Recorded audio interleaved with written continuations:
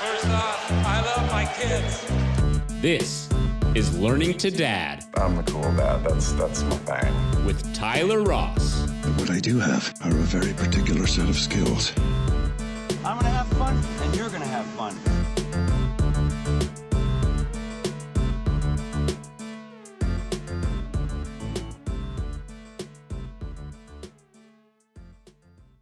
Welcome to Learning to Dad. I am Tyler Ross, and I'm super excited about our guest today, Susan McCorkindale. For the first time, you can see how beautiful my guest is because we're doing it live on Facebook. That's right. So anybody who's listening will just have to take my word for it. But you are the first mom on the show. Thank you. Yeah, thank you so much.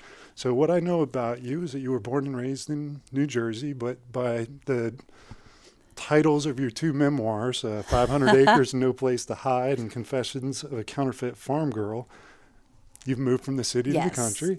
And you've got two sons. I do. And presently you're the editor of the Haymarket and Gainesville lifestyle magazines.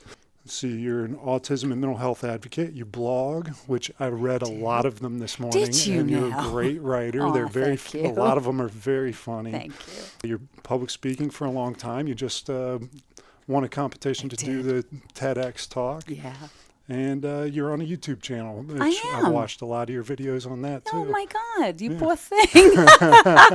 My kids like that because they can go and mute it. Ooh, Mom. You know, You but just anyway. need Mom there. Just don't want to hear what she has to say. Exactly. They're terrible like that. Yeah. Uh-huh. Well, so just to get started, I'd be curious to know about your professional journey. Like you started working, I imagine, in New Jersey or New York? In New York. Yeah. Yeah. I was a marketing person, and then I worked my way up the ranks. Mm-hmm. And my best and biggest, job was I was the marketing director for Family Circle magazine, which was a hoot. I had a great staff.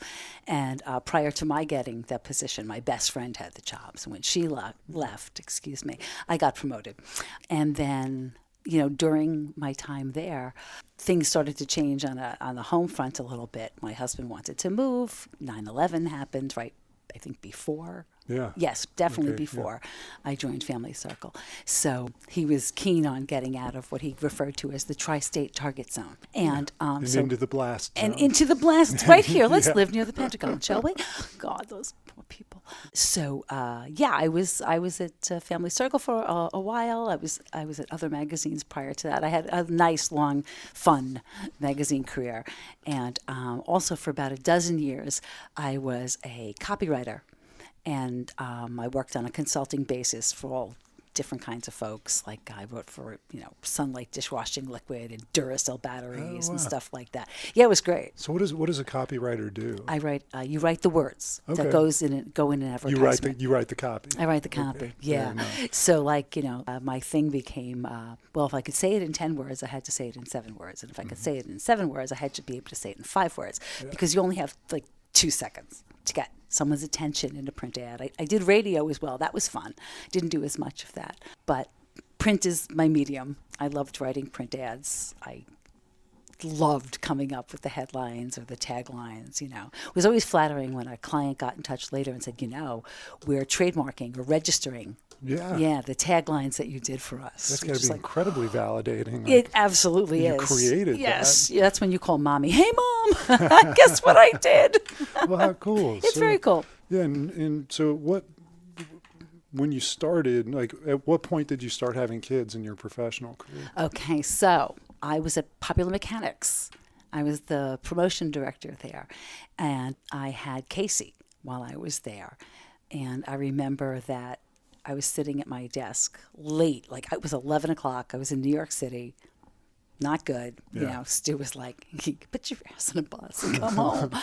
But I was wrapping up a proposal. We were going to work with Tim Allen. He was doing his Men Are Pigs Oh, sure, yeah. show at that time on HBO, Showtime, who knows. Yeah. Anyway, his people were into it. My people were into it. I was putting the final things together, the final touches on the proposal. And I remember that I couldn't even reach my desk. My belly I was like this, And I thought to myself, how much longer am I going to be able to continue doing this? And I shouldn't even be doing this now, Anyway, I had Casey in 1991. So he came along and I took my maternity leave. And while I was home, I was not very good at being home. Yeah. So I remember I was at Stu's desk in our little condominium in Little Ferry, New Jersey, which just, no offense, folks, Little Ferry is not a particularly pretty place. It might be now, so don't kill me. But Stu used to refer to it as the armpit of New Jersey. And but anyway, we had a really cute little condominium, and he had a nice little office. And Casey was just this little thing, and I would plop him on the desk, and I would send out queries to all my buddies, in non-competitive. I was at Popular Mechanics. I was a men's magazine. As long as I didn't pitch, Playboy, Popular Science, the Hot Rod, whatever. Yeah. If I was talking to Arc Digest or, talking to Marie Claire, that was all cool. And I pitched myself as a freelance writer while I was home on maternity leave. Yeah. Because I wasn't particularly, I didn't know what to do with him all day long. What do I do with this kid, He cries, he eats, he occasionally smiles. I change a lot of diapers, and my brain is going to mush in my head. And that's when I began to pitch myself as a writer. Was that because you really wanted to be a writer, or because you were looking for something to do, because your I felt I was going changed? to mush. Yeah. And I was kind of, sadly, I missed my job. I couldn't get any structure in my day with the case man. I didn't know how to manipulate him. If I put him in his car seat and I tried to take a shower, he would go berserk. I would rush out of the shower. I would have him strapped in and everything, because otherwise he'd be sliding his way out, I was like, okay, I'm not really good at this. Or I'm lacking something here. And I think it was mostly that I didn't know how to have a day without work involved, like something I could control, Sure. So I was struggling. My favorite part of my job was always the writing part. So I figured, maybe I would pursue that, just see if I got any bites, because maybe down the road I would want to do something on my own. And that is ultimately what happened, So how much did you have to, how hard did you have to work to sell yourself as a writer, stay-at-home mom, but also a stay-at-home writer? How many inquiries did you have to send out? What was that like? I was really lucky. So I started getting work right away while I was on maternity leave. And then I went back to work. I was back for just a few months. And my husband was like, Susan, you can totally do this. Yeah. You can do this. So come on. He had a full-time job. We had health benefits. Okay. So what happened was I think I kind of just got lucky. I knew lots of people in the magazine industry. And it was all word of mouth. Once you did one great job for somebody, they were happy to tell somebody else to use you. And it went from there. My business began to grow because some of my magazine clients left and went to work for advertising agencies in Connecticut. And all of a sudden, or one of my clients turned me on to an art director who became one of my best friends still to this day. Yeah. And he hooked me up with clients. All of a sudden I was, writing for Redken, and then I met this person, and I was, doing work for Duracell or whatever. Yeah. So it was all, it was word of mouth. It took about 6 months, but once it went, I used to joke to my husband. I'd be like, it's like, like one of those call centers. Operators are standing by. Call Susan McCorkindale now. The lights would be going off. And I'd be like, oh my God. And I would have work lined up on my floor, it was like a conveyor belt. Yeah. And I worked. I worked constantly. And this is early 90s, right? It's early 90s. You're Casey's not a baby. emailing everything everywhere. You're faxing and you're mailing. There was a lot of mailing going on. Yeah. There was a lot of sending of discs. Okay. Mm-hmm. Probably fly 3.5. Yeah. Probably. Yeah. But then not too long after, it got a little bit easier. But that's right. I forgot about that. Thanks a lot, Tyler. Now I feel like a dinosaur. Why aren't I wearing my T-Rex socks again today? I don't understand. Wait a minute. You're right. I forgot about that. The context is so different now than just in 1991, which wasn't that long ago. No. Now the little brat is 27, so it was a little bit.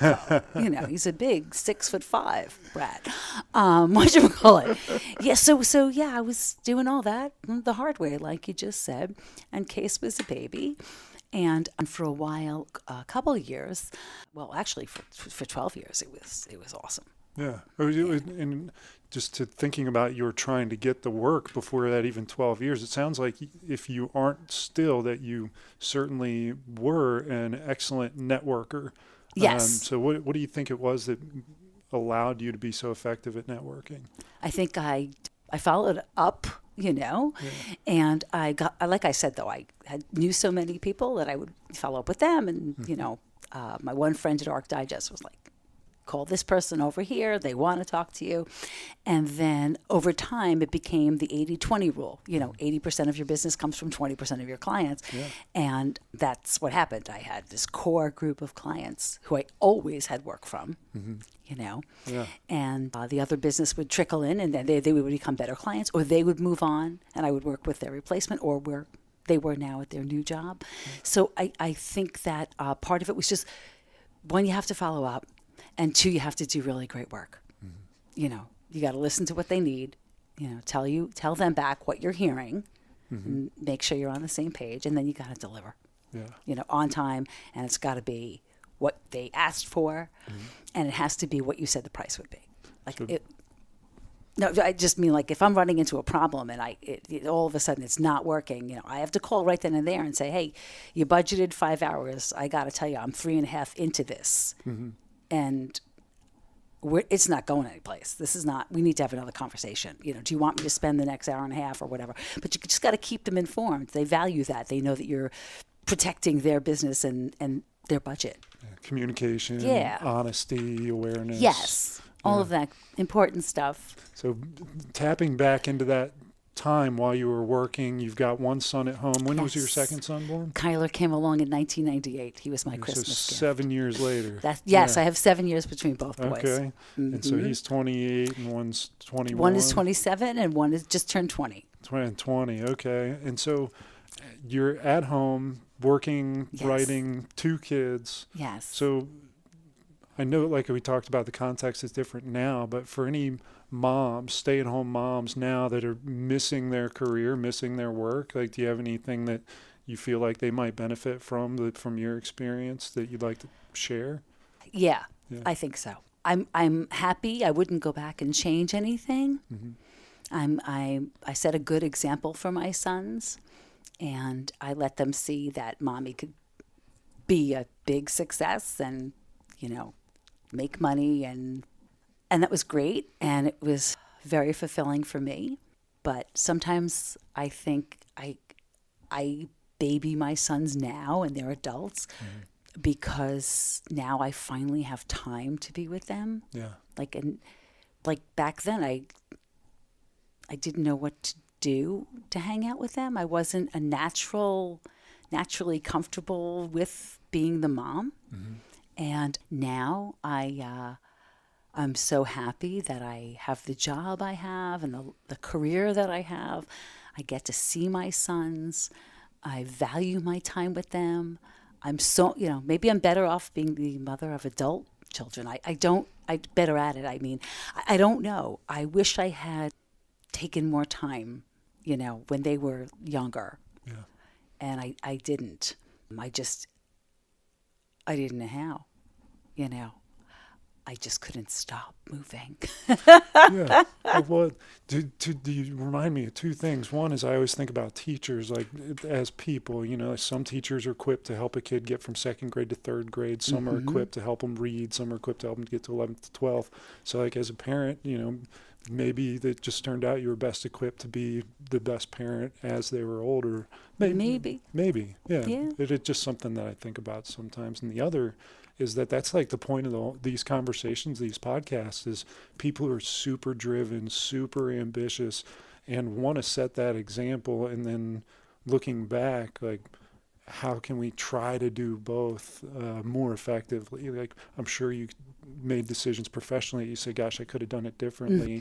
Or as a mom, gosh, I could have done it differently. So anything that any advice, anything you'd have told your younger self to do differently? Yeah, I would have told myself to take a breath, and that the world's not going to stop spinning on its axis because I didn't go into work one day, particularly once we did have, Blackberries and email and computers. And I would have said, hey, Susan, take a chill, okay? You're sick. The kids are sick. everybody should stay home today and read a book. No one's going to die without you. I wish I would tell my younger self that. I would also tell my younger self, and to any child or parent who's listening, whose kids have those stupid SOLs and all that stuff where these poor babies are stressed out. Please, please, please, nobody ever goes back and looks at your grades. Yeah. They don't care. Yeah. They don't do it from school, high school. They don't do it in college. They don't care. No one checks. Yeah. No one checks. Stop sweating it. I would be sick to my stomach. The inputs that younger kids have, like between devices and Wi-Fi and the energy of other people and just the pressure from school and all the stress seems so much higher. It's terrible. Yeah. It's bad now. It's really bad now. Yeah, and it was horrible. bad then. I remember making myself physically sick. I had to take 2 classes over the summer while I was in college. I made myself physically sick. Like I wasn't going to be smart enough to tackle these 2 classes. And my dad came to me and he was like, I'm going to pull you out of school. I was like, no, you can't pull me. I love school. He goes, you're not acting like you love school. Yeah. You're acting like school is killing you. And I was like, good point. And I would tell anybody, don't do that. Do your best. Always, always do your best. Because if it's worth doing, it's worth giving it 100%, you know. But don't. No one looks back. You know, just do your best and don't get sick over it. It's not worth it. Yeah. You know, that's what I would tell my younger self. Great. I love that. Yeah. Well, so to speak, how about the context of raising your kids? You know, in the early '90s and late '90s, as they were getting older, was certainly different than when you grew up. Did you find an advantage to the type of, you know, the time that you grew up versus the time your kids grew up? Like advantage to them or advantage to you? Okay. So we moved to Virginia when Kyler was just turned 6. Okay. Prior to that, you know, we lived in Ridgewood, New Jersey. And my difficulty in answering that question is when I was a kid, we played outside. We rode our bikes. We stayed out too late. Our parents couldn't find us. They couldn't reach us. There was no cell phone. We got in trouble. But it was like this amazing community I grew up in. We had an amazing community in Ridgewood as well. My eldest has autism. He's very high functioning, but childhood was very tough for him.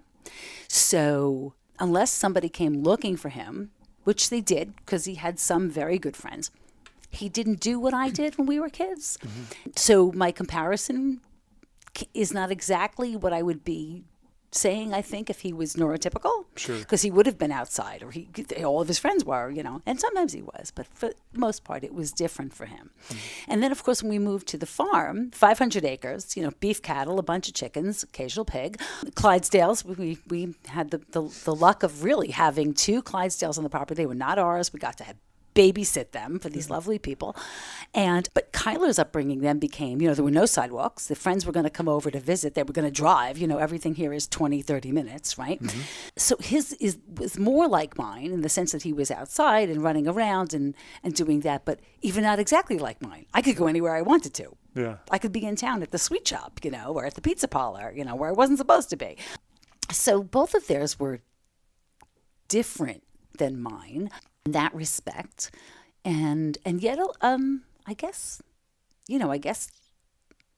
to a degree like mine. I mean, you know, both my parents were there. They loved us. You know, we were a regular family, and they of course have had so much more electronics, you know, in their lives, which I'm betwixt and between about. You know, I know that my youngest, who's at Mount St. Mary's, is doing homework lots of times when he's staring at his phone. I know that was happening in high school as well. Yeah, lots of times. Lots of times.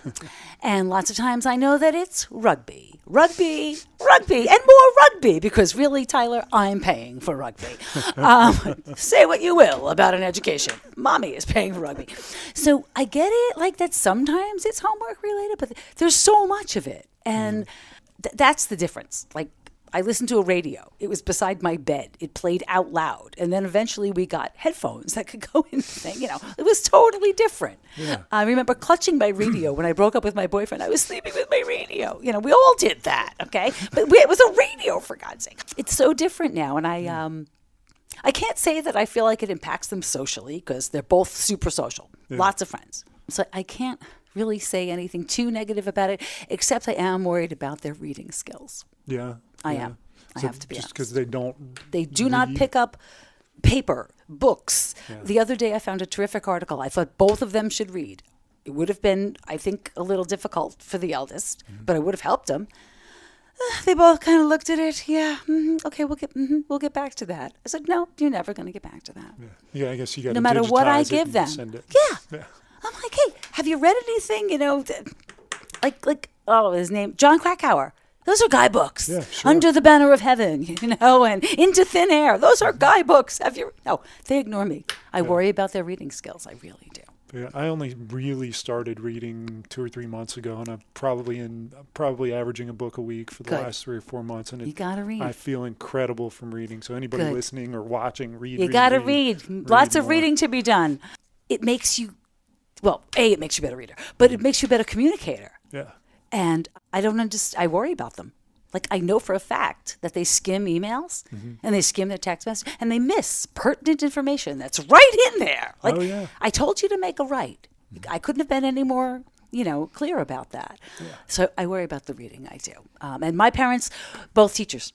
We were reading in my house. I can't add, Tyler. I can't balance a checkbook. Can hardly parallel park my car. Thank God you have a regular parking lot out here. I could get right in there, but I cannot add. I can't. But I can read. My parents were teachers. It was all about the reading. Yeah. Well, you're in the right industry and have That's been. right. Yeah. Well, I think I just gravitated to it. It was all about the reading.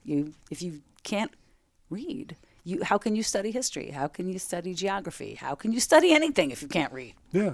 Yeah, It's I guess so you tough. watch it on YouTube. Right. Well, now you can watch it on YouTube. Like when we watch and your speaking of TEDx learning to video. dad, that's how I learned to dad. Yeah. I'm kidding. No, well, I am curious to get a little bit more into your life with family. Your son Casey has autism. Yes. At what point was it acknowledged in him that he has autism? He was diagnosed shortly after we moved here. I'm going to say like 2006. So he was 14, 15 already? I think he would tell you 14. Okay. All right. Yeah. Yeah. So how did that... Well, did that like open your eyes? Like that well, we just explains thought he all was these weird. things, Yes, or- we were yeah. just like, he's just kind of touchy. He's Yeah. a little odd. We didn't know. But yeah, that opened our eyes. It explained a lot of things. And we left with what most people leave with when their kid is diagnosed. You're left with, keep doing a great job. That's what Yeah. you're left with. Yeah. And I'm like, okay, just put it in writing to me what his diagnosis is, because now I have to go back to the school and I have to try to get him whatever assistance I can get him. But it made a lot of sense once they told us. Yeah. So how did that affect you moving forward? Like I'd imagine it increased your patience level, perhaps. Yes. Well, first you cry. Yeah. You cry because, you just think that your kid's life is over. Yeah. And you have been told, he's not going to go to school. He's not going to drive. He's never going to live on his own. He's going to be with you forever. And that's really heartbreaking because what are you looking forward to? You're looking forward to graduations and picking colleges and, all of that stuff. And it made both of us very determined that we would force the normal until we couldn't do it anymore. So Stu coached football and Casey played, and we just made him do normal mainstream things. He had good support in school, and we made him do regular things. We just treated him like I'd always treated him. He was a little odd. Okay, so that's fine. But one day he wanted to drive the farm truck. Stu was like, here's the keys. He could get hurt, but he got in the farm truck. He drove it all around. He had the dogs in the truck with him. Hey, we were becoming farm folk, Yeah. And Stu was like, might just be me, but I think he's going to drive one of these days. Yeah. And it was actually, I think, I don't know, it was shortly a year after Stu passed away, maybe 2 years after he passed away, that I watched Casey pull into the DMV, and I knew he nailed it. I knew he nailed it. He nailed the test. He nailed the driving test. He did it. He drives. And he even delivered pizzas. He I delivers read in your pizza. blog post. That's Yeah. it. My boy, Mr. Papa John's. Yo, Papa John's. Mr. Never Something Gonna is wrong Drive. with my phone. What is up there? Hold on, folks. I'm moving in here to Just say done. Whatchamacallit? Yes, he's Mr. Papa John's, and he's so cute. I mean, he's worked everywhere. Yeah. He's worked at Food Lion, up at Regal, But he defied the odds just yeah. driving at all, let alone, earning He lives money on his by own doing apartment. He that. lives in his own apartment. Yeah. He goes out with his friends. He has his job. He was at Lord Fairfax for a while. Yeah. School wasn't his bag, but he went. He was like, I don't know. He might go back. I don't know. We'll see. But the defying of the odds, though, is all on the parents. Sure, I believe that. Yeah, you got to keep pushing Yeah. and insisting, and like any other kid, and then especially, any other teenager, they hate you. Yeah. They hate you. They run out of the house. They run away. They, disappear. They block you. They can block you on those darn phones. It's like it's not right, So in so many ways, he's not neurotypical. Well, yeah, a lot of ways he is. He's more there. So the people with autism are so much more alike your neurotypicals than most people realize. Where their difference comes in is where their genius is. Like my son is a walking map. He can tell you where everything is. Yeah. I got lost once driving to the eastern shore of Maryland. We'd only been there once, me and the kids. And I was lost. I was done. And Casey was like, nope, I got it. Told me exactly how to get there. I was like, how did you know that? He goes, well, we were here. I said, we were here once, like years ago, okay? Yeah, that's He amazing. has a map in his head. Yeah. And he can remember all sorts of stuff. That's amazing. Yeah, so they have their own form of genius. They have their own genius, period. Yeah. Each of them. Just, the parent has to find it and then figure out how to use it to the kid's best advantage. When he was diagnosed as having autism, were you directed towards any sort of resources? Was No. there much information out there? By the it's time- got to be different now, right? Okay, so by the time he was diagnosed. So he was in middle school. Yeah. And the bulk of the information still now is all for little kids and new diagnoses. Okay. So you're looking at all that stuff in that huge pile over here. But middle school, high school, and transitioning out of high school to the adult world, it's like falling off the cliff into the abyss. There's nothing. Sure. But there was nothing. More is happening now. Colleges have put programs in place. George Mason, Lord Fairfax's Middletown campus has an incredible club for these kids. Yeah. Northern Virginia Community College has programs in place. Lots of schools across the country are realizing that this is an underserved market. Their brains are wired differently, but that doesn't mean they don't have brains. Yeah. Yeah. And they need and deserve to be educated and trained so that they can be the contributing members of society that they want to be. So many, many colleges have put programs in place, thank you God, because too many of these poor kids graduate from high school and live in their rooms playing video games for the rest of their lives with mommy and daddy going, what am I going to do? Yeah. Who's going to take over when I die?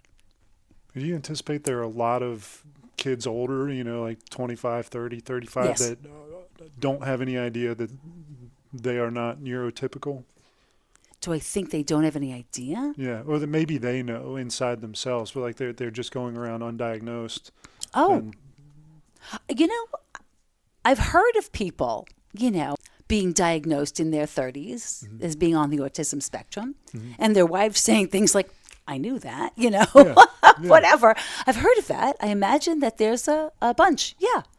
I also imagine, sadly, that there are bunches of them in their 30s and 40s who had no assistance transitioning out of high school because at that time there was none. Yeah. And they're still home with mommy and daddy who are getting older and older by the second and who are probably worried sick about what's going to happen to them when they die, But it's much improved. Thank God. How was Kyler when he learned that his older brother was, different than what he was used to?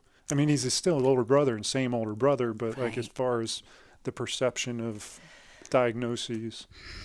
I think that, when Kyler was little and he would tease Case because he was little, but nobody else could tease Case. You know how that is, right? When you're the brother or the sister, I can tease you, but nobody else can tease you. Yeah. I think that it's been really hard for Kyler because my husband, Stewie, got sick and he got real sick real fast, and Case while he is the older brother, was developmentally delayed, so he frequently acted almost as old as Kyler. Sure. So Kyler saw it as, well, I'm losing my dad, and I don't have an older brother, and my life is coming apart. It was really, really hard, I think, for Kai on both fronts, because it, Casey's diagnosis came right after we moved here, 06, 07. Stewie was diagnosed in 2009. So Kyler was still little, and I think he had a real hard time with it. I think that, and I don't blame him. I think he was, angry at the world. Thank you for handing this to me. What did I do? I'm just a little kid. Mm-hmm. And I think he was scared. And I think that also he did his best to stand up and be as much of a man as he could be at the age of 10, when Stu was diagnosed. It was hard for him. And then as he got older, he and Case would go at it in the house, but outside of the house, at school, or wherever, don't you pick on my brother. Yeah. I heard what you just said about my brother, So he, I was proud of him. That's not easy to do, And now, as they're both older, Kyler's friends all love Case. Yeah. They want him to do things with them. They want to see him. They love when he comes to the rugby matches. And Case, of course, has assembled his own group of friends. But it was tough. It was very hard on Kai. Yeah. He was my little man. Mm-hmm. Yeah, unfortunately for Kyler, because sometimes you come home and you dump. It's bad. You rush home. Your friends, thank God, they've got the kids or they've fed the kids. You pick them up. You get to the house. I'm tired. I've been at the hospital all day. And who do I dump on? The one that's sitting there listening to me. And I'm like, I've since apologized. I've been like, Kyler, I'm so sorry. He's like, Mom, it's cool. It's cool, Mom. It's all right, Mom. Are there, for any parents whose children might be diagnosed with autism, or they think they should go have their children checked? Right away. Right away. As soon as you think so, or if somebody, a teacher in school pointed out to us that Case had an issue. We thought he was perfect. Tyler, my God, Casey never spoke. He was like 3. He never spoke. We could take him anywhere, movies, the theater, the real theater in New York. We'd take him anywhere. And he never spoke. We thought we had given birth to the perfect child. It was a teacher in school who said, "Listen, the kid should be talking." We were like, "Damn it!" My point is, if you think there is something up with your child, or a teacher says something to you, or a mom who's got older kids says to you, just my thinking, go right away. Don't waste a moment being offended that your perfect child may not be. Go have them tested, because early intervention, hard and fast, is what's key. Yeah. Okay? If they recommend, if they give you a diagnosis, autism spectrum diagnosis, don't settle for 1 day a week of intervention. You want 5 days a week of intervention. The harder and the faster and the earlier you can do it, the better for your kid. And then as they age, they will need less intervention. So therefore, they need 5 days a week. And as they grow, maybe by the time they're 7, they need 4 days a week. And then 10, 3 days a week. But you need it hard and fast from the get-go. Yeah. If you even think there's something up with your kid, you go now. Now. Now. So what kind of resources are available for anybody, to transition into being, I thought I was a parent, to a typical, to a parent that, has a kid that has some requirements that are unusual? Like, is there any sort of transition for parents for that? Well, there's a lot of help. Yeah. And what's really crazy is the April issues of Warrenton Lifestyle, Haymarket Lifestyle, and Gainesville Lifestyle magazines all have, for the first time ever, the Disabilities Resources Guide, right smack in the middle. Yeah. It was created by the ARC of North Central Virginia, who's right here at the Path Foundation, and the ARC of Greater Prince William. It is this incredible directory of resources for parents, for kids with autism, and a whole variety of special needs, all kinds of stuff, Down syndrome, cerebral palsy, ADHD, and more. And in those resources are help for parents, help for parents looking to help their kids. And I'm really proud of it. I'm really blown away by how great it came out, and the issues that surround the guides, all focus on families and individuals right here in Warrenton and in Haymarket and Nokesville who are figuring out, their special needs kids and getting them the best help. But we have resources here. Lots of them. Yeah. And if you're listening or watching, hello, and you don't know where to go, you pick up the phone if you're here in Fauquier County and call the ARC of North Central Virginia. Ask for Marilyn McComb. Tell her Susan sent you. We have the resources. We can absolutely help parents. And it's so much better now, Tyler, than when Casey was diagnosed. Yeah. And we were here. I was like, where do I go? Like, and even I would go far out into Fairfax, into D.C. I was like, I'm not getting a whole lot here. I was like, I better go home. I'm going to go home to New Jersey and go into New York. But now we have stuff. Yeah. We really do. And it's not, take your day to be crushed and be sad and then put on your big girl pants and say, no way, not my kid. Awesome. Yeah. Awesome. You got to be like a mama bear. And you got to be a papa bear. Papa bear. Papa bear. How did Stu handle the diagnosis? Stu was like, yep, we thought he was weird. Let's just keep going. Yeah. Oh, Stu was tough. He was a Marine, Stu. Oh, my God. No, he expected what he expected. Yeah. And that's what you need to do. You have to have chores. You have to do your homework. You have to, whatever you have to do in your house. Mm-hmm. That's mainstream. That's normal. That's neurotypical. Mm-hmm. You just keep doing that. Yeah. And that's how he behaved. Is it fair to say that at first it's a shot to the ego, yes, and then it results in unconditional love? Yes. Oh, it's a shot to the ego. It breaks your heart. Yeah. Yeah. It's heartbreaking. So, one of the suggestions, and it was a good one, Casey will tell you otherwise, but it was a good one, was that Casey do a program at Woodrow Wilson, mm-hmm, which is actually called Woodrow Wilson Rehabilitation Center. And it taught him life skills, but then he was able to go back and do some driver training with them, do a driver training class. And he hated it. And I can't blame him. The place looks like a jail. Yeah. Like, I cried when I left him there. I sobbed my whole way home. And ultimately, he escaped. He called a friend who picked him up. And when the friend got him home, I said, oh, hello? Really? You drove him home? You can finish his driver training. I'll pay you. But for this, you can finish it. And he did. God bless. And that's how Casey got his license. That was a great program for Case. I guess I always think that it's such a great facility. If only there was money to make it look like anything but a jail. Yeah. Just it breaks your heart, because what you want to do is you want to go pick out colleges. Yeah. And you're not sure you're going to get to do that. Mm-hmm. At least I wasn't then. But now you're going to go pick out colleges. Yeah. Yeah. That's awesome. Now you're going to do that. So great. Makes me want to cry, actually. I'm sorry. Well, let's back up a little bit. Okay, then. Let's talk about the catalyst that had you move from New Jersey to Virginia. Virginia.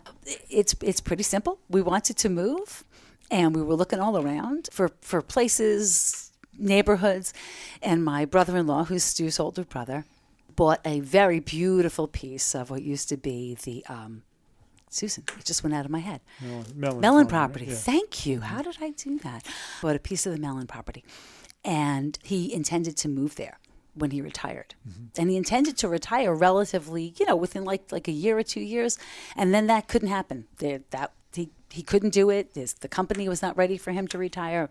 And he says to Stewie, you guys are looking for some place to move. I have a place that needs moving to. This is a working farm. At least come look at it, So we came and we looked at it, and Stu's all excited. He's all, and all I can hear is bzzz, moo, bees and cows, and I'm like, "Are you kidding with this? This place is deserted." Like, I work in New York City. I run from anything that I know better than to go into places that look like this. I went to school in New York. You stay away from these places.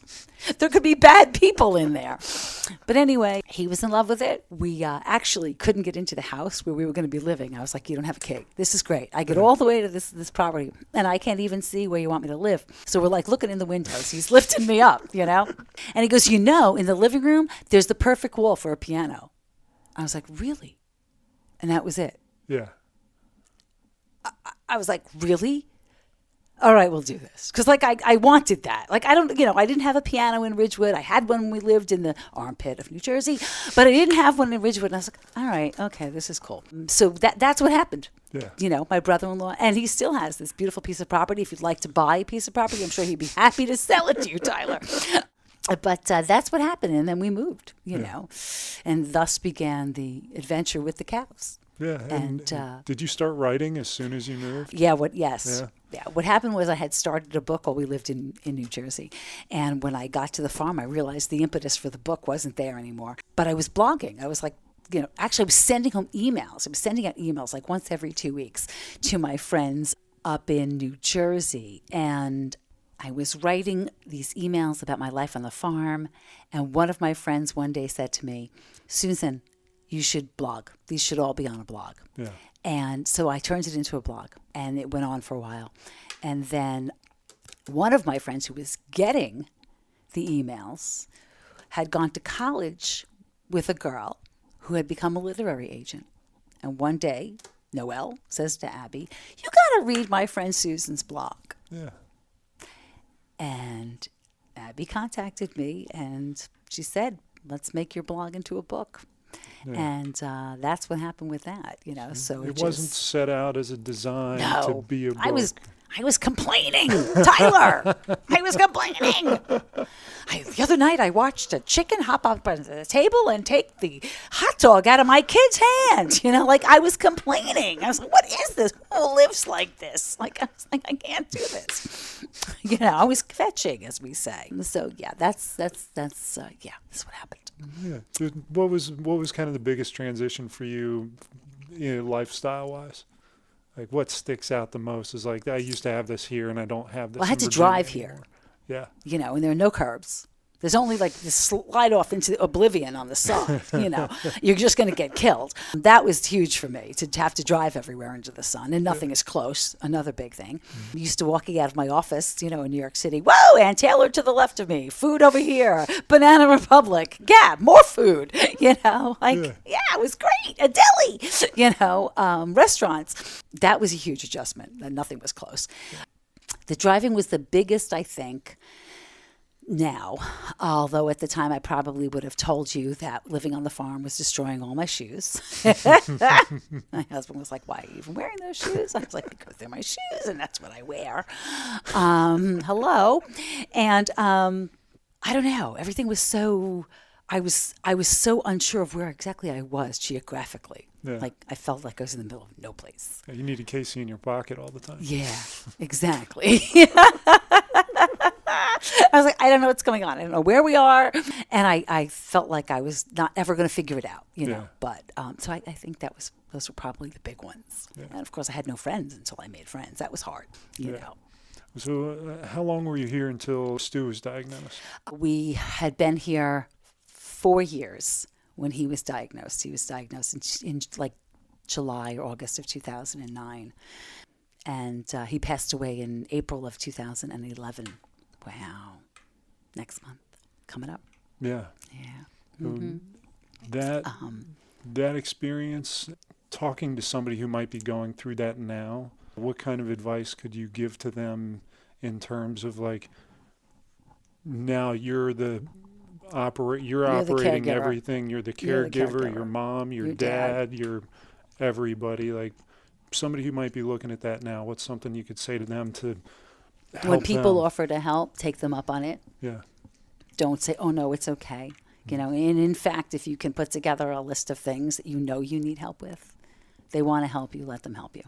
If you can, get somebody who can read medicalese and read it to you in English. Okay. Lots of the nurses will happily take the time to do that for you. Mm-hmm. And if you happen to bring and you will bring information home that nobody's had a chance yet to go over with you, if you can get somebody to do that with you. I was lucky. I was working with a therapist who used to be an oncologist. Yeah. And she read everything out to me and told me what everything meant, which was frightening but comforting. At least I knew what we were up against. Mm-hmm. I would say that. And this is going to sound crazy, but you have to take care of yourself. It's very, very hard. You have to maintain your own physical health and maintain your own mental health, which means if somebody says to you, "Can I do anything for you?" Mm-hmm. You have to say, "Yeah, if I schedule a doctor appointment or the dentist or whatever, can you stay at the house or the hospital for a couple of hours for me so I can go?" Because you get sick. I got sick. I got, what did we have back in 2009? The swine flu. Yeah. Okay. Stu came home from the hospital. My mom came down from New Jersey to take care of Stu. And my best friend Jen came to the house to take care of me because I had the swine flu. I couldn't go anywhere near him. Yeah. I mean, it was very tumultuous, the whole thing, the waiting for his diagnosis. He was in and out of the hospital for weeks before we finally got him to the hospital where he was properly diagnosed. And by then I was completely, petrified and exhausted. I got sick. Yeah. Very sick. So it's very important to take care of yourself, which, like I said, is very difficult to do because it's on you. You are mom and dad, and you're the caregiver, and most parents are working. I was very, very lucky that my husband works for my brother-in-law, and Doug just came in, and he said, this is going to be taken care of. Your job is to take care of Stu and the boys. Yeah. So I was really lucky. I was writing, but I wasn't out there every day, commuting, doing a 9-to-5 type of job. That's got to be hell. Yeah. And the other thing I would tell anybody who's embarking on being a caregiver and taking on both parental roles is you have to get sleep.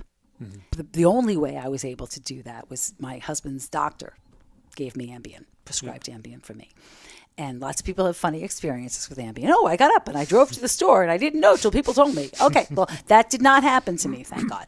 But at least I was able to sleep because if you can't sleep, you can't function to take care of anybody. Right. You shouldn't be behind the wheel of a car when you're sleep deprived. And you might mess up giving somebody their medicine if you're sleep deprived. So you have to be able to sleep. That's really important. And if you can't, you've got to tell somebody. And also, I'm sure that in the resources guide, I know for a fact there are all kinds of respite groups now. Just tell somebody. Don't be ashamed to tell somebody that you need some help because people, they feel bad. I should be able to do it all. She would do it for me. He would do it for me. You know what? We're just people. We're all human. Yeah. How'd the kids did they understand what was happening as it was happening? To a degree. Yeah. We didn't tell them everything. Mm-hmm. We told them that Daddy was sick, and he was very sick, and we had a great hospital and great doctors, and they're doing everything to take care of Daddy. And we kept them in the loop as much as possible. Yeah. Yeah. And how did your, Casey, Kyler? Yeah. No? Did they, I'm just, I want to be sensitive. Okay. So I'm trying. Go ahead, Tyler. I'm trying to think of a Okay. question that's not overly insensitive, but just for anyone that's going through that, you had to be mom at the same time you were being a caregiver. So, that certainly impacted you being tired, being sick. So tell everybody to accept help that's offered and things like the kids transition. Did they have friends they could lean on and family and things like the importance of that? Could you talk about? Yes. So my son Kyler started having 5 a.m. play dates at Wendy and Willie Miller's house because he was buddies with James. They were in school together, and I would have to be taking Stu, sometimes at the spur of the moment, or it was planned, to the hospital. And we'd have to be there by a certain time, or it was spur of the moment. And I would drop Kyler off with everything he needed for his pre-dawn play date with James Miller. So I think it's that the kids have people to lean on, but also, thank God, by then I had so many good friends that I could lean on. Yeah. And I could say, can I do this? I'm really sorry to do this to you. But no, bring them. We'll feed them. We'll pick them up after school, feed them. We'll make them do their homework, blah, blah, blah. And that was awesome. Less of that with Case because he was older. He was in high school. He would come home. He could take care of himself, get himself something to eat. We went through a lot of pizza, Tyler, I have to tell you. Yeah, sure. Lots of deliveries from Anthony's. But the boys had, great support from family. My mom, especially my mom, she was amazing. And my brother-in-law, Doug, and my sister-in-law, Nancy, they were incredible. My brother, Nick, came down, frequently to visit and see how they were doing. And we were very well-loved and taken care of. I have to say we were very blessed, to have good family and good friends like that. Yeah. We would show up after the long day. And I remember one of my girlfriends leaving me just this huge bag full of everything I could make for dinner that night, like just pasta and sauce and a dessert and flowers. And I was like, oh, this is fantastic. We don't have to order pizza again. So after Stu passed, and, you know, life has to go on. How did you evolve or change as a parent? Like, how did you find your roles changing? Oh my goodness. I think that to a degree, I had gotten used to my role prior to his passing. You know, when somebody tells you have pancreatic cancer, it's getting better now. Thank God. I think recently they've like cured like 4 people or something. Wow. Yeah. But at that time, that was it. You know, that was the ball game. So you knew that. Not that we didn't keep pushing and fighting and trying, but I think that I knew that my role changed right from the moment he was officially diagnosed. And I think that it stayed that way after he passed away. And I think that what happened to me, though, is I was really strong and focused and determined while he was alive. And I kind of had a crash and burn when he passed away. I panicked. Yeah. I definitely panicked. I got scared. I got scared to leave the farm and scared to leave the house. I thought something was going to happen to my kids. And just a few months after he passed away, we had that crazy earthquake. Oh, wow, yeah. Right? And I remember thinking I had done something wrong to the furnace and that the house was blowing up. And then it was an earthquake. And then I couldn't get, you know, my one boy was on his way home, thank God. Casey was on his way home. I ran to get Kyler. And that didn't help anything. Like, I don't know how to explain it. I had a really hard time after he passed away. The first year was very hard, and I was frozen. I was too afraid to make a decision. Should I move off the farm? Should I stay on the farm? I shouldn't stay on the farm. There's nobody here. I got to get these kids off this farm. And I couldn't move. I couldn't make a decision. It was crazy. What pulled you out of that? Was there a moment, or is just kind of you worked your way slowly out of it? It was about the time that I realized I not only didn't want to drive my car, I didn't want to leave the house. And Casey saw a terrific psychiatrist who was in Gainesville at the time. And I thought, I'm going to call this guy. Yeah. And I'm going to see if he can do anything for me. And I went and I saw him, and he said, Mrs. McCorkindale, you're borderline agoraphobic. Yeah. And I was like, What so I am nuts? What is that? What is agoraphobic? You're afraid to go outside. Okay. Like a Howard Hughes type of thing? Yeah, they don't leave their house. Yeah. I saw a movie once where this kid pretended to be drowning just to get his mom to come out of the house, and she couldn't come out. Wow. She couldn't come out and save her own kid. I was like, okay, I don't want that to happen. Yeah. And he put me on this great medicine that I take still to this day. Yeah. It gave me back my life. That's amazing. It gave me back my life, yes. I've always had anxiety and depression. I've always taken something. And I was still taking everything I was supposed to take, but I had come to this incredible impasse. It was almost like a post-traumatic stress, I guess, situation. I felt like I couldn't predict, at least when Stewie was alive, like you can't predict what's coming, but you kind of know. And that's all I focused on. That, you know, and a book, believe it or not, but that was really all I was focused on. And then I kind of like, the book was done, it was out in the world, my husband was gone, and my kids were out in the world. I was like, something's going to happen to them. Like, do we get a pass? Yeah. Is there time now? Do we get, like, does God give us a pass? Like, nothing will happen to them? Can I be calm? I'm getting worked up now. And I couldn't be calm. I couldn't be sure we were getting a pass. There is no pass. Who gives a pass? There's no pass. Yeah. So, of course, I couldn't be calm. So I lost it a little bit. Sure. And I saw this doctor for a long while afterwards, and I swear that medication gave me my life back. Yeah. I remember when it kicked in. I was in my car. Really? And suddenly I no longer felt, and this is how I used to feel, like my feet were going to fly out from underneath me and out the driver's side window, and I was going to go with it. That's how I used to feel. Like I was like that. And I didn't feel like that. All of a sudden, I was just driving my car. You operated with that feeling for a long time. It was bad. Yeah. I think everybody, and me included, thought that after Stu passed away, well, Susan has her act together. Look how well she's done. It's just going to continue. And Yeah. I wanted to hide under my desk. I couldn't make any decisions. I was scared. What do you think? What do you think caused that? Because I know that you talk a lot about love and gratitude and being vulnerable. Do you feel like you were just a lack for those things at that time, or didn't believe that they were there for you? You know something? I don't know. I don't think it was, I hope it wasn't a lack of gratitude. Mm-hmm. I usually wake up every day of my life, my whole life, being thankful to be alive. Like, I'm a weird person. I walk around, I say good morning to the house. It's very strange. I don't think it was that. I think I don't know. You know, even though Stu was so sick, he was in hospice. We had this nice man, Tom, who would come and take care of him. And I'm out one day in the Mustang that Stewie had. And the Mustang breaks down. And I panic completely. Yeah. What do I do? Okay, talk about learning to be the dad. Like, you call a tow truck, Susan. You have AAA. No, what do? I call Stu. Yeah. Tom answers the phone. Hello?